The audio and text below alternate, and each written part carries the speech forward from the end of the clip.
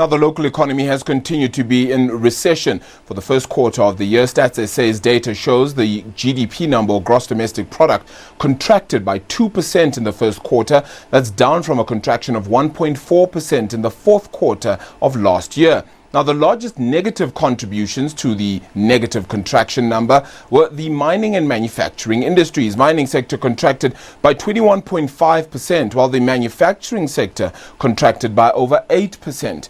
Now, positive contributions to the GDP did come in the form of agriculture, finance, and even government services.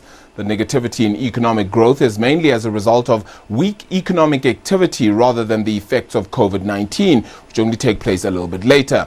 It is likely that the second quarter GDP figures will start to reflect the extent of the impact of COVID-19 and the national lockdown. The local economy has been battling low business confidence levels, energy constraints, as well as policy uncertainty, which has dampened growth. The economy is expected to contract by 7.2% this year, and that's according to National Treasury. Isaah Mhlanga, chief economist at Alexander Forbes, joins us this afternoon. It's a good afternoon to you, sir. Surprised at all by the number? 2% contraction seems a little bit better than the market was expecting. Absolutely, it's a little bit better than what the market was expecting, but in no way is it a surprise to us. But I think what is also important to note, which is a concerning feature, is that we have been contracting for 3 consecutive quarters, even before we factor in the impact of COVID-19. But if you just look on expenditure side data, you can actually see that we had some impact of COVID-19, but not domestic impact, but global impact, in the sense that if you look at exports, they contracted, which just shows that globally we already had some countries imposing lockdowns, and that had already impacted demand for our exports, which is coming through that negative number in the export figure. But if you just look at all the other sectors from a production side, about 7 sectors contracted. Obviously, agriculture was not impacted. Finance, people could work from home. It was impacted, but not to the same extent. And government is not going to be impacted, largely because it is where the frontline workers are more concentrated, so to continue to have some economic activity. But where we're going, second quarter numbers are going to show a deep contraction, given that that's when we had the lockdowns being implemented largely in May and in April.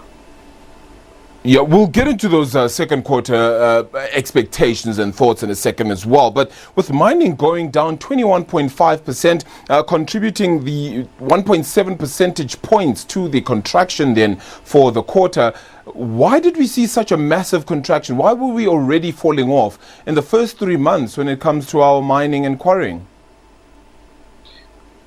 You know, if you just look globally, we had already, before March, where we announced a hard lockdown, the global economy was already expected to slow down significantly this year. And as a result, we saw a significant knock in commodity prices, except gold and palladium. All other commodity prices, largely iron ore, they took a big knock, which is what is reflected in the mining figures. But we also have some stoppages. Load shedding was through with us, and that also impacted mining sector. But it also impacts the manufacturing sector. So that just shows the fragile global environment or global backdrop that our economy had, which was impacted quite significantly. But even if you look at electricity, construction, all those other sectors, they contracted, which means it's a broad-based weakness in the economy that has been impacted over a very long time. Also visible, if you look from a gross fixed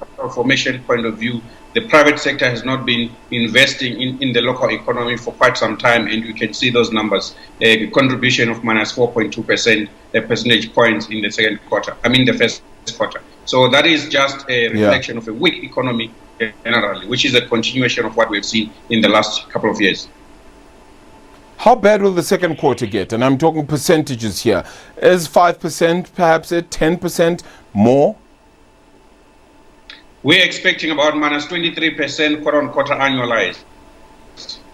Obviously, those numbers come with huge uncertainty, given that the impact of the lockdown itself is quite difficult to assess. But I think even from a statistical point of view, Stats SA has not been able to conduct its usual survey. So all this data that is coming out from the first quarter numbers up to the March of this year, they are subject to massive revisions.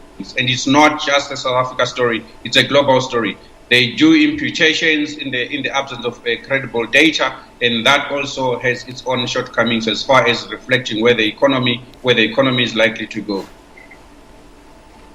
If we're expecting such massive revisions, should we be trusting Stats SA's data? And I only ask that because having spoken to Isaah Mhlanga not so long ago when it came to the unemployment numbers, he actually said that Stats SA would not be willing to put out any information or data that they are not 100% sure of. So to come to revisions a little bit later on, and those being massive, that would put a heavy dent on an institution that surely the government and the country really needs to trust on for its economic projection and growth as well. Look, revisions of statistical data, particularly economic data, is not new. So there is no reason to doubt the credibility of Stats SA. It's not just a practice that is done in South Africa alone. It's done globally. Economic growth data gets revised every year. It gets revised quarter from quarter. Even from the most advanced economies, economic data gets revised. So it's nothing to really worry about. But we just have to accept that the lockdowns have imposed some restrictions in as far as collecting data is concerned, and that will come with some revisions as more information becomes apparent that the economy was performing at a particular level. So that is something that we just have to live with for now. Inaccuracy in data collections is going to impact the numbers, but that is nothing to really be concerned about as far as the Stats SA's credibility is concerned. It's a global practice. In your medium case scenario then, Isaah, when does South Africa recover from this economically? When do we at least begin to see ourselves bounce back? I'm not saying we'll obviously get to the growth levels we truly need, which is above 3%, but at least show that we're no longer at this minus 2% or more level.